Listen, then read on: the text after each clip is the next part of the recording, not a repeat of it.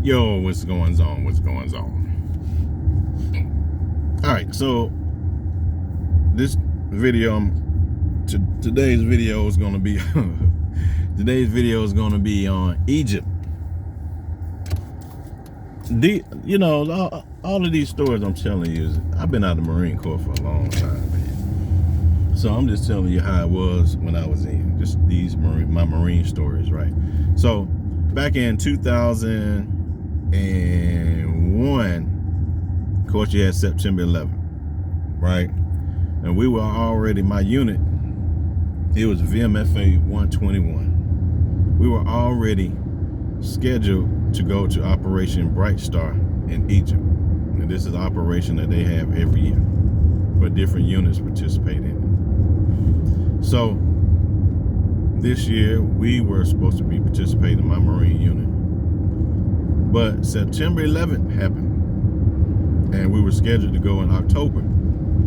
Well, they thought about it, and then they saw that we were not scheduled to go anywhere as far as a deployment to, go fight. So I guess their thing was, we go ahead and send them to Operation Bright Star, Egypt. If anything pop off, they already in the theater of operations. We can just go on and send them over there. They already packed up and ready. They already there. They only had to leave the United States. We in the area already. So we go to Egypt, and we really don't do nothing, man. I mean, our pilots fly around with no weapons, no training. We just flying because we got to keep on flying the airplanes so they won't break. So, and to get the pilots, to keep the pilots, in flying mode, training mode, so you want them to just be out there like not flying. So anyway, I go to Egypt, and it's on this Egyptian base that we're on, but we have a compound inside the Egyptian base, and I see why. And I'm like, okay, when I first got there, I thought this was the Egyptian base. I didn't see no Egyptians, or hardly any Egyptians. Well, no, you know what? I didn't see no Egyptians. Only Egyptians I saw were the ones that worked at the little stores on base. So the Egyptians we did see was outside the compound. Anyway, these people, they need help. I mean, I was tasked to go around and drive Marines from one location, from our compound where we live, to the flight line, which is outside the compound, which is basically the actual Egyptian base. And I have to stop and get gas. And they told us, they say, these people are going to ask you for food, water, and money or whatever. Don't give them anything. And I'm thinking to myself, but these are Egyptian soldiers. Now, why would they be asking for food and water from me? Until I pulled up to that gas station. On base, it was nobody there. This one Egyptian dude, he was in uniform, but he looked like he had like 5 or 6 different uniforms on, man. And I'm talking about like knitted together, like Raggedy Ann, like the dog Raggedy Ann. And I mean, he looked like he had a quilt on, like a quilt of different uniforms. I'm like, what in the world? And then he was like, oh, you got some food? You got some? Oh, man. I was already, briefed on it.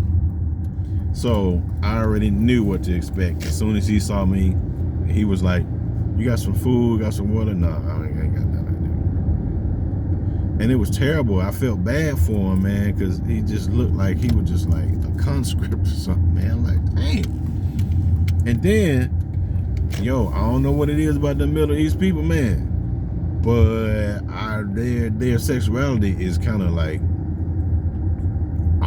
it's questionable, man.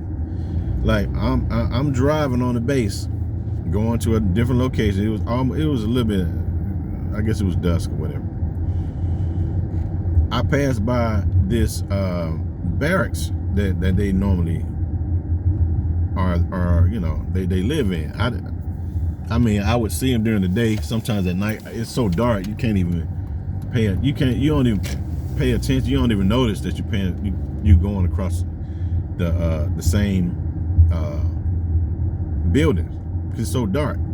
But this one time I was coming across and it was dusk, and I just thought maybe they just didn't have no lights on. These dudes didn't have no lights.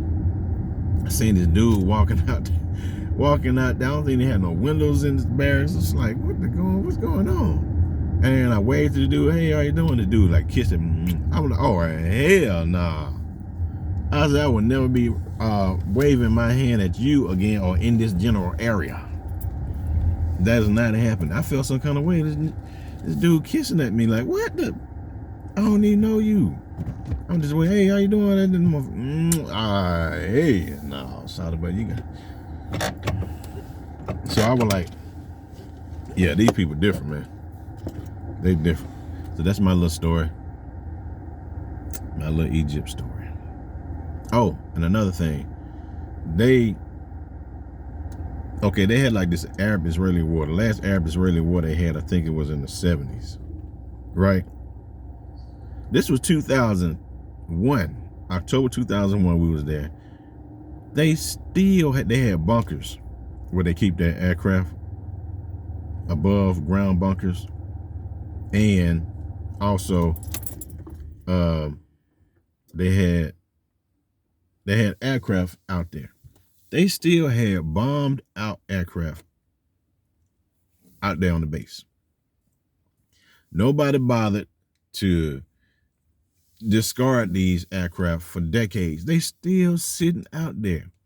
They got bomb damage. I mean, definitely you can't fly these aircraft.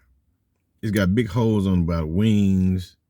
The left main is gone on some of the aircraft. You see big holes in the above ground bunkers. And you're like, y'all didn't fix none of this?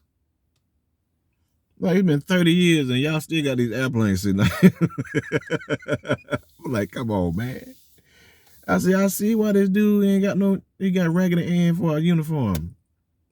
I mean, y'all suck. But I guess the other military around there suck the same way. So I guess they like, well, ain't nobody gonna overrun us because they in the same shape as we are. Because I guarantee you, we coming to Egypt, we taking over everything. They suck, man. It was just crazy, man. I wish y'all had seen that.